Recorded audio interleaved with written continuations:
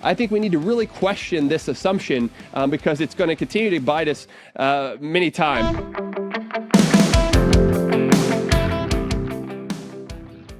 Hello, welcome to this week's economy. I'm your host, Dr. Vance Ginn. Thank you for joining me again today. Well, this is episode 60, and I want to go through some of the key things that have been happening over the last week so that way you're up to date with the latest and greatest information from your free market economist, me. So thank you for joining me. Please share this with your friends and family. Remember, you can go to vanceginn.com or vanceginn.substack.com to find all of the show notes and be able to share this and everything else and become a paid subscriber. That would help me out a lot as well. So in today's episode, I'm going to explain why the climate is always naturally changing, why Social Security and Medicare programs need reforms, how Texas needs to improve its policy, and much more. So let's get right to it. The first thing I wanted to talk about is The Economist magazine, which I subscribe to and I enjoy reading most of the time. They had a ridiculous article here recently, basically saying that, quote, by cooking so many cows, humans are cooking themselves too. And of course, this goes into climate change and global warming. They've changed it up so many times what the language is that I don't know exactly what they're using right now. But the idea is that humans are causing climate change, anthropogenic global warming, or climate change, right, where it's man-made. And when you look at the data, I just don't see that happening. And in fact, when you look at the actual data from the Environmental Protection Agency, the EPA, the government's own data, and I'm putting this in the show notes, okay? You can look at the comparison of growth areas and emissions from 1980 to 2022. Gross domestic product over that period is up 196%. Vehicle miles traveled is up 108%. The population is up 47%. Energy consumption up 29%. CO2 emissions are up slightly at 7% over that period, but not a lot. And then if you look at aggregate emissions that exclude, that are the common pollutants, because remember, even the EPA does not consider CO2 to be a pollutant, okay? But those are all down. The actual harmful pollutants are down 73% since 1980. And so this is just a ridiculous situation that many of the climate change folks want to continue to push for big government control, have a carbon tax, and all these other things that are based on faulty assumptions that the climate is always naturally changing. In this God-given world that we live in, the climate is always changing. And so we need to figure out how to deal with certain situations that may come up naturally, but that's through less government, not more. The more government involvement that we have, the less prosperity we're going to have, the less innovation that we're going to have in order to overcome the obstacles that are put in place from us, from the environment and other things, because we're human, okay? So let's try to put this to bed and move on and find ways that make us more prosperous. Speaking of more prosperous, in other news, last Friday was the U.S. jobs report. I found that there was much weakness compared to what we hear on the overall headline numbers, but it was well below expectations of the number of jobs that were added of about 175,000 in the month of April. This was well below expectations of about 250,000 jobs. And in the previous 2 months, remember we've been talking about a lot of those revisions downward. It was revised down 22,000. So really, it was about 150,000 jobs that were added in the month of April. And when you look at the unemployment rate, it ticked up to 3.9%, so still below 4%. But remember, the labor force participation rate also remains very low compared to pre-pandemic period of February 2020. And so that means fewer people are in the labor force, so the unemployment rate is remaining artificially lower than what it otherwise would be. And some will say, but look, the employment to population ratio for the prime age is 25 to 54-year-olds is back up even a little bit above where it was then, so that's good for them. And I'll say, yes, that's good, but at the same time, why are so many above 55 retiring so early?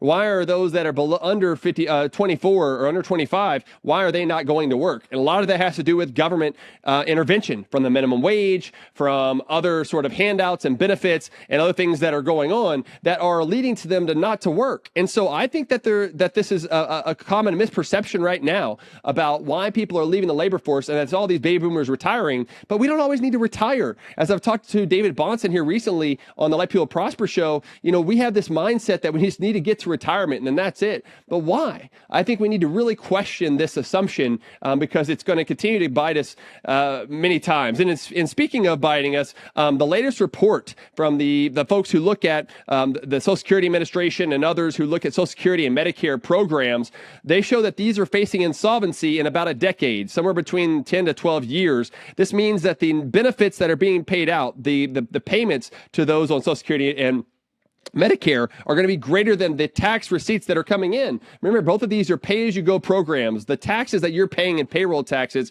for these programs are not in your account. They go to current retirees, okay? And so this redistribution scheme that's been put in place, it's a progressive socialist system that's not based on free market capitalist sort of approach that forces you to pay taxes for your retirement and for health insurance, is making us less prosperous, and in fact is making us poorer in the process too, because we're going to have major cuts that many of these people are not going to be willing or able to deal with because of the situation that government has put them in. They've become dependent on government for these programs, and they are welfare programs, okay? They were put in 1935 with the Social Security Administration by FDR, one of the most progressive presidents that we've had in our time. And then 1965 was Medicare and Medicaid were put in place, and those are also welfare programs by LBJ during the quote-unquote Great Society. And so these are socialist programs that I think should not exist at all. What instead is we should have people to make their own choices about what they want to do with their money and not being forced to pay payroll taxes, and this mindset of not saving. Of course, that the incentives matter. And whether it be for your health care or for your savings for retirement, these situations are hurting people. And it's also showing that we're going to have much higher taxes, much less government spending, or substantial cuts in benefits, which are going to hurt a lot of people if we're not honest with them. So I think we've got to get honest with these people and make sure that these are key things that are going to be discussed no matter who is president going in the next few years. Okay. So I have more of that under the paywall as well. And The Economist, there was also a good article recently on central banks, basically what they're doing with their interest rates. And I just wanted to make the case that, look, we've been too expansionary for monetary policy for far too long. When you look at from 2008 to basically 2022, interest rates across the major interest rates between the United States, Euro area, and Britain, they had interest rates essentially around 0%. The United States started to come up to about 2% from 18 and during 2018 and 2019, then they went back to 0% during the pandemic period and the lockdowns, and now all of them are above 4%. We're at 5.25 to 5.5%, and this is another reason why I think we're going to have interest rates higher for longer, because inflation is going to be higher for longer, and the distortions, the malinvestments, as Lobet von Mises would say, the malinvestments that have been put in place because of the distortions from put in place for these interest rates from the Federal Reserve, from the European Central Bank, ECB, and the Bank of England. All of them have distorted the economy so much that we're going to continue to see massive inflation and other things going on. In other news, in Texas, Speaker Dave Phelan finally released the interim charges, but some big items are missing, including universal school choice and eliminating property taxes. I had a good discussion with my friend at the Tax Foundation, Jared Walczak, where he basically says, look, we don't need to eliminate property taxes, that it's a good form of taxation that has less deadweight loss, it's more efficient and things of that nature. I just happen to disagree, and this is a disagreement among friends, and some of my other friends have disagreements on this. I think the literature is pretty clear that the property tax is a bad form of tax, and it's something that you can never actually own your own home because you're continually renting from the government forever. So it's also a liberty argument along with an economic efficiency argument that if we limit government spending and we can buy down those property tax rates from the state buying down school property tax rates, because most of the states already control a lot of what's going on in the schools finance anyway, and have the local governments limit their spending and using surplus dollars to buy down their own property taxes, we can get to a situation where we're dominated by final sales taxes.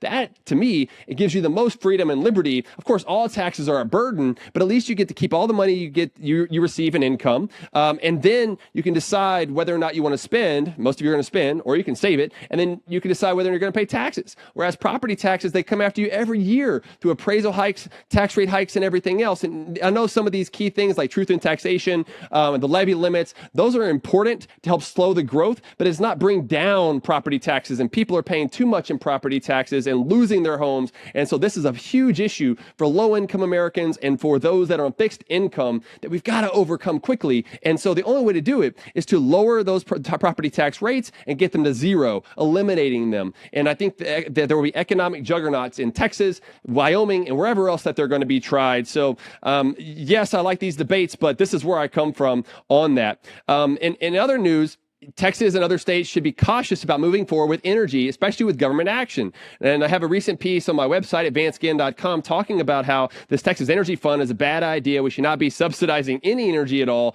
or having tax breaks or anything else. We've got to get government out of the way, and that will allow us to have more reliable electricity for the future. There are big opportunities for reforms in Louisiana, but will they get done during this session? I had a piece over at the Pelican Institute talking about what those might be with school choice, spending restraint, a constitutional convention to remove a lot of things that Governor Huey P. Long that had this top-down government approach, get rid of that situation and allow for more economic flourishing through market-based reforms instead.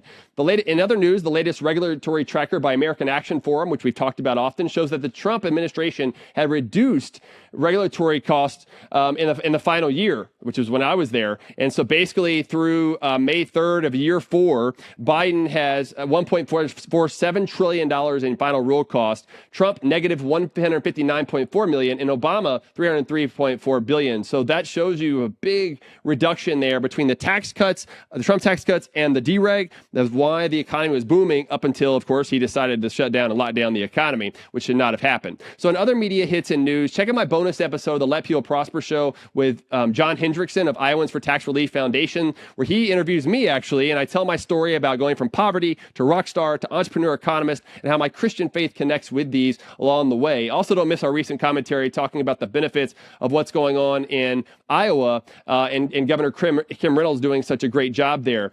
This week's Let People Prosper episode is with Dr. James Brohl, who's a senior fellow at the Competitive Enterprise Institute. We talk about the high cost of regulations, insights on the regulatory cost-benefit analysis, and much more. The upcoming Let People Prosper episode is going to be on Tuesday, May 14th, with Dr. Corey DeAngelis, who's a senior fellow at the American Federation for Children and the author of multiple books, including his latest release called The Parent Revolution, which is what we discuss in this particular episode. And so I hope that you'll go out and get a copy of that, but don't miss it. I'm putting it to May 14th because that's when the book is released, but that's also when you can hear our episode. The quote of the week comes from one of my favorite presidents, Calvin Coolidge, quote, "A government which lays taxes on the people not required by urgent public necessity and sound public policy is not a protector of liberty, but an instrument of tyranny. It condemns the citizens to servitude." Amen. We need to be spending less. If you spend less, you can also tax less. And you know that I've been talking about that. We need sustainable budgeting all across the country and the world. The Bible verse of the week comes from 1 Peter 5:7. Cast all your anxiety on him because he cares for you. Amen. That's so true. I hope you're doing that. I know I'm doing that. I've had a rough couple of weeks where I've been sick with a vicious virus, which I'm still getting over. Hopefully it will be gone soon, but I'm continuing to pray that I improve, just like I hope you're improving and prospering in the process. Remember, you can find all the show notes at vanceginn.substack.com or vanceginn.com. And be sure to share this with your friends and family. I really do think that they'll enjoy it. And until next time, let people prosper.